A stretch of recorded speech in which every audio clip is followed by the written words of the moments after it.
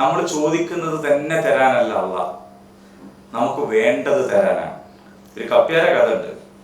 ആ കപ്പ്യാര് ഒരു ബിഷപ്പ് വന്നപ്പോ അയാൾ എന്ത് ചെയ്തെന്ന് വെച്ചാല് അത് പരിഷ്കരണത്തിന്റെ ഭാഗമായിട്ട് കപ്പ്യാർ അവിടുന്ന് ഒഴിവാക്കി. SLC ജയിക്കാത്ത ആളായതുകൊണ്ട്. അങ്ങനെ അയാള് അവിടുന്ന് പണിയില്ലാണ്ട് നഷ്ടപ്പെട്ട ആകെ ബേജാറായി. നാട്ടിലൊരു ആചാര ഹോട്ടലുണ്ടായിരുന്നു. ആ ഹോട്ടലിൽ ആചാരോട് ചോദിച്ചിരിക്കുക എന്തെങ്കിലും ഒരു പണിയാണോ? അപ്പൊ നിങ്ങൾ കപ്പ്യാരൊക്കെ നിന്നല്ലേ, നിങ്ങൾ ഇവിടെ വെറ്റിലും ഇതൊക്കെ വെച്ചിട്ട് സിഗരറ്റൊക്കെ വെച്ചിട്ട് ഇതിന്റെ ഹോട്ടലിന്റെ ഒരു മേശിട്ടിട്ട് അവിടെ ഇരുന്ന് പറയാ. ഹോട്ടലിൽ ഇറങ്ങി പോകണവരിങ്ങനെ സിഗരറ്റൊക്കെ വാങ്ങി അങ്ങനെ പോകാം. പിന്നീട് അത് കച്ചവടം നന്നായിട്ട് വിജയിച്ചപ്പോൾ അടുത്ത ഹോട്ടലിൽ കൂടി ഒരാളെയും വെച്ചിട്ട് ഇതേ പരിപാടി. അങ്ങനെ വളർന്നു വന്ന് ഇയാൾ വലിയ ടുബാക്കോ കമ്പനീന്റെ ഒരു വലിയ മുതലാളി. അങ്ങനെ മുതലാളിയായിട്ട് ഇങ്ങനെ തിരിയണ കസേര മുളൊക്കെ ഇരിക്കുമ്പോൾ ഇന്റർവ്യൂ നടത്താൻ വേണ്ടിയിട്ട് ഒരു പത്രക്കാരി വന്നു. അങ്ങനെ ഇന്റർവ്യൂ നടത്തിയിട്ട് കാര്യങ്ങളൊക്കെ പറഞ്ഞ് അവസാനം ചോദിച്ചു നിങ്ങളുടെ എഡ്യൂക്കേഷൻ ക്വാളിഫിക്കേഷൻ എന്താണെന്ന് ചോദിച്ചു. ഞാൻ 10ാം ക്ലാസ് ജയിച്ചിട്ടില്ല എന്ന് പറഞ്ഞു. അപ്പൊ ഉടനെ ഈ പെണ്ണ് ചോദിച്ചു, ഓ 10ാം ക്ലാസ് ജയിക്കായിട്ട് നിങ്ങൾ ഇത്രയും നേടി, ജയിച്ചാൽ നിങ്ങൾ എന്താകുമായിരുന്നു? ഞാൻ പള്ളിയിലെ കപ്പ്യാരായിട്ട് തന്നെ ഉണ്ടാകുമായിരുന്നു. മനസ്സിലായില്ലേ? അപ്പൊ അവിടുന്ന് ഒഴിവാക്കുമ്പോ കപ്പ്യാര പ്രാർത്ഥന എന്തായിരുന്നു? കർത്താവേ എന്നെ പണിയെ ഒഴിവാക്കരുത് എന്നായിരുന്നു. പക്ഷെ ഒഴിവായി. അതായിരിക്കും ഗുണം ചെയ്തത്. നമ്മൾ ഓരോരുത്തരുടെ ജീവിതത്തിലും ഉണ്ടാവും. അല്ലാഹു സുബ്ഹാനഹു വ തആല നമ്മുടെ ദുആ എങ്ങനെ സ്വീകരിക്കുക? അല്ലാഹു തആല തരുന്ന നിഅമത്തിനെ നമ്മൾ വില കുറച്ച് കാണരുത്.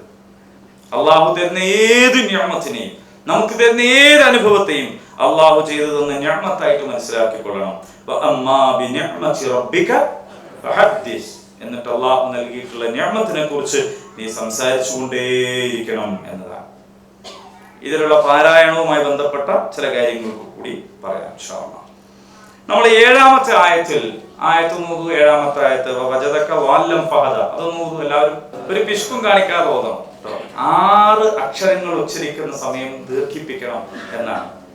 അത് തന്നെയാണ് സൂറത്തുൽ ഫാത്തിഹയിലും അല്ലെ,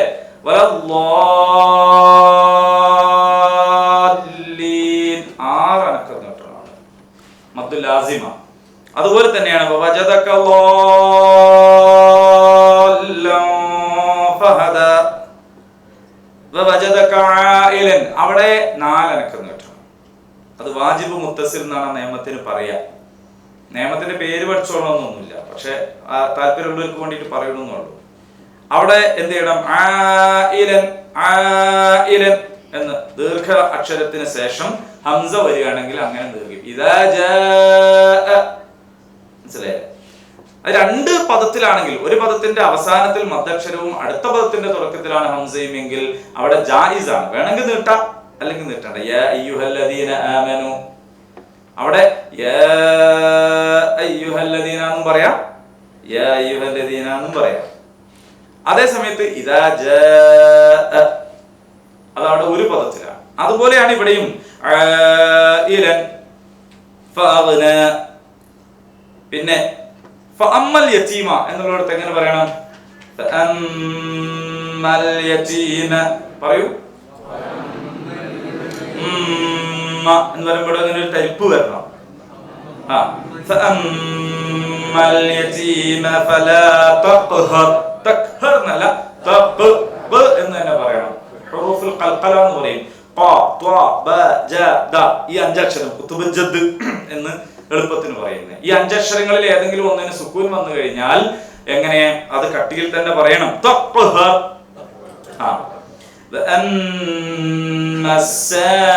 السائل فلا تنهر. أعوذ بالله من الشيطان الرجيم. بسم الله الرحمن الرحيم. والضحى والليل إذا سجى ما ودعك ربك وما قلى وللآخرة خير لك من الأولى ولسوف يعطيك ربك فترضى ألم يجدك يتيما فآوى ووجدك ضالا فهدى ووجدك عائلا فأغنى فأما اليتيم فلا تقهر وأما السائل فلا تنهر وأما بنعمة ربك فحدث. അല്ലാഹു അനുഗ്രഹിക്കുമാറാകട്ടെ.